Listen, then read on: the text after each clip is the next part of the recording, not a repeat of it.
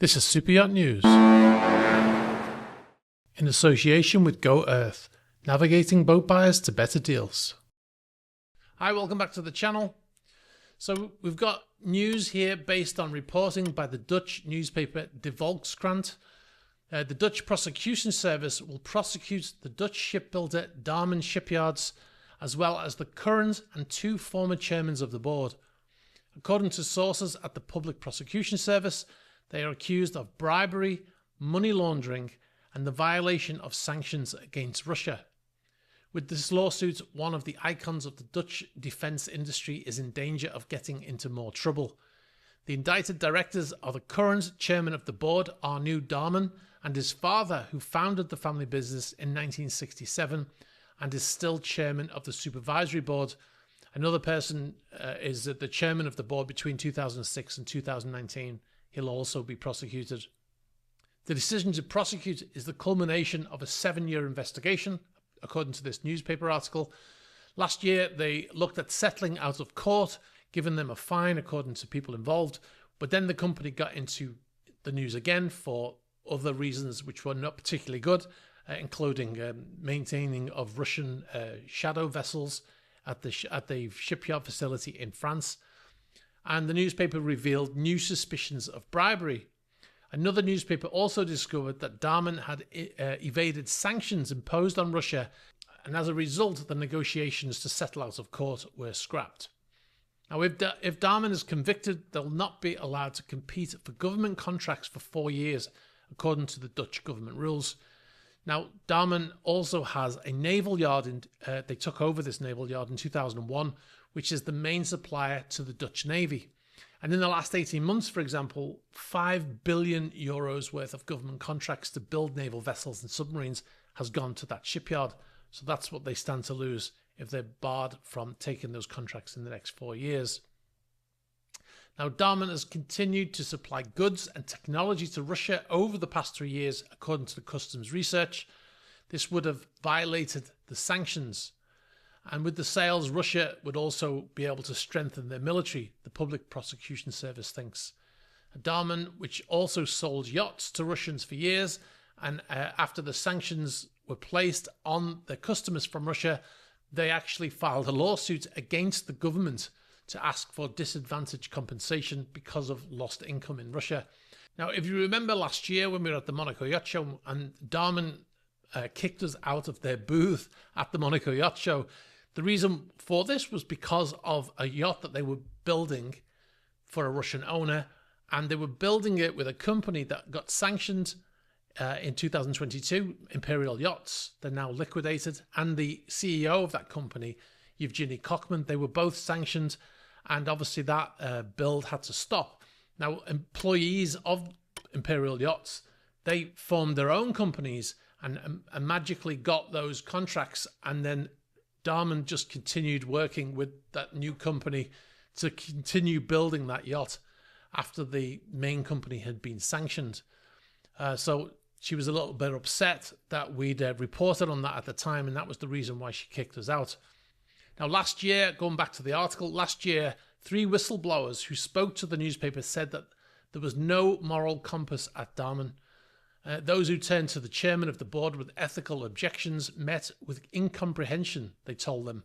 Integrity is a luxury we cannot afford, he told them. Now, the court case that they filed against the Dutch government, Damen filed a court case against the Dutch government for loss of earnings, right? That lawsuit was suddenly abandoned just before the publication of this story in the Dutch newspaper. Now, if you remember, in January this year, Damen were in the news again when it transpired that the company had been fixing Russian oil tankers. Damen shipyards were repairing Russian ice-class tankers and offering them dry dock facilities, enabling Russia to continue moving gas through the Arctic despite Western sanctions. After that transpired that they were doing this, they said that they had no further plans to maintain any of those ships. Anyway, we will, of course, keep you up to date with this story. Now, we'll move on. We've got some good news here, potentially. One of the stories that we've been following on the channel is the pay dispute with regards to crew working on, or used to work on the yacht Motor Yacht Luna, which was detained in Germany following sanctions on the owner in 2022. And we mentioned that none of the pay had been received by the crew who were working on board at the time, and they'd been waiting over 3 years for that money. Despite us trying to contact the companies, initially Ocean Skies, one of the companies that was involved in that, they did respond and said that no license had been applied for. And then obviously now that those sanctions have been dropped against the owner, they don't need a license anymore, right? Now, what we've been told is that the money has been earmarked to be released for payment to the former crew in the next few weeks. So that's potentially good news. I'll say it's good news when they actually get it. But yeah, apparently that's going to go through in the next couple of weeks, so that's great. All right, I'll move on. Now, in yesterday's video, I talked about smoke detectors on these Egyptian vessels, and I mentioned a post on Reddit where somebody had been sort of celebrating the fact that the vessel he was on was great because the crew had changed the batteries in a smoke detector that had died in the accommodation where he was staying. And I said that marine vessels don't have smoke detectors that have batteries in them. Now, as a result of that, there seems to be a bit of confusion in the comments section. There's a few people saying that I have powered smoke detectors in my house and they have battery backups. And you know, when the batteries go, they start beeping and it's annoying. The thing is, marine systems, marine smoke fire detection systems on ships do not have batteries in them in the individual smoke detectors. They are on a system that is powered usually by a 24-volt system, and that whole system is powered. It's a centrally monitored system. You monitor it from the bridge and from the engine room. If the fire is detected in an area, the detector that activates, it pops up on a screen and it tells you exactly where it is. Now, the way it works is the system is powered by the ship's power, and if the power fails, then there's a 24-volt battery backup system, as you can see in some of the footage I'm overlaying here. So that screen there tells you where the fire is.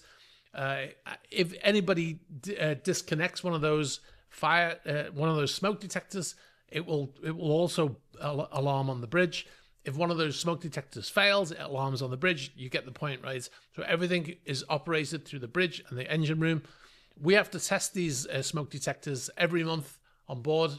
Part of engineering, the job is planned maintenance is to go around with this smoke can and this unit that you place over the top of the smoke detector. You spray some of this stuff inside of it, and it activates the alarm on the bridge. And then that's how we test them. And we test every smoke detector on board. In 1 year, every single smoke detector will be tested. We do testing every month on various different ones. We don't test all of them every month because there's hundreds of them on board.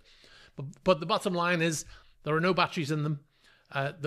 Some people were saying that I've got batteries in mine at home. That's exactly my point. The ones they're using on these Egyptian boats are domestic house smoke detectors. They're not centrally managed, and that's the worrying part of it. I guess telling them the batteries are dead in the smoke detector is a bad sign, right? You shouldn't have that kind of system on board, and that's the whole point, right? So yeah, I just wanted to clarify that because there seemed to be some confusion. All right, it's Friday, so we've got Friday Yotspot. Got some great footage here, actually. Motor Yacht Dragonfly in Miami. This is by Matthew Chess. So originally, this vessel was built for a Russian who was sanctioned, and he didn't take delivery, so the vessel was sold, bought by Sergey Brin, who's an American, one of the founders of Google. This yacht, if you'll remember, is the one that crashed into the shed door just before its launch in Germany. Anyway, it's a 142-meter, which is 465 feet, built in 2024, like I said, by Lursen. Gross tonnage of just under 10,000 gross tons. So this is a huge yacht, and it's not far off the gross tonnage of Octopus. So it's that kind of size. Maximum speed 24 knots, and it's an estimated value of around $450 million. But Sergey Brin is not worried about that price tag because he's worth about $150 billion. All right, next on the list here, we've got Motor Yacht Meridian A in Barcelona. This was taken by Martin Stromer. Now, this vessel was formerly Motor Yacht Valerie, and it tried to, you might remember this if you've been watching since the sanctions, tried to escape sanctions in Barcelona in 2022 by surreptitiously changing the name to Meridian A. It was kind of, the boat was chartered to another company. They changed the name, then they applied to leave, and then they initially to leave the port, and they initially were granted, and then the Spanish authorities got wind of what they were doing, and they stormed down there and boarded the vessel and prevented them from leaving. And it's still there now. This is footage from very recently. It's an 85-meter yacht, which is about 280 feet, built in 2011, again by Lursen. All right, next on the list, we'll go over to Florida. We've got the Mexican Ricardo Salinas yacht. Now, remember this chap, his yacht was the one that crashed recently into another boat in high winds at anchor. This boat used to always be in Monaco for years until he bought it. His source of wealth is a Mexican telephone network, mobile phone network in Mexico. Also sent in by the same person. This is Motor Aviva, owned by Joe Lewis. Again, this was built by Aberking and Rasmussen.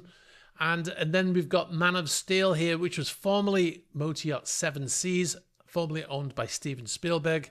This was in Italy when I was there, and it was converted to what it's now known as Man of Steel. And it's now owned by the Canadian steel billionaire Barry Zalckelman, which I think is a brilliant name for his yacht, Man of Steel. All right, guys, that's all I've got for this video. Be sure to check us out on patreon.com/eSysman. Posted a video there this morning. There's just 2 videos we've posted this week. We're going to be traveling soon. Next week, we're going to be traveling, so we're going to be doing videos on there. Lots of behind-the-scenes stuff on our travels, so check it out, patreon.com/eSysman. We've got over 1,000 patrons now. On there, you can sign up for free as well, by the way, and you get limited access to some videos that we post there as well. So sign up for free. You'll also get to be involved in polls and stuff like that for such things as the end of the year competition for the best super yachts and stuff like that. So you can sign up for free at patreon.com/eSysman. If you've got any information for us about any of the stories or any other stories, please be sure to get in touch. You can get us at the normal fashion. In the email address and the ticker. You can send footage to this other address over here. This is WeTransfer. You do not need an account to send to us through that. All right, guys, be sure to like this video. Very important for the algorithm. Hit the subscribe button. Hit the bell for future notifications. On our road to 400,000 subscribers. We're hoping to get there by the end of the year. So if you watch regularly, please be sure to hit that subscribe button. All right, guys, thanks for watching. I hope you have a great weekend wherever you are and whatever you're doing, and I'll see you next week.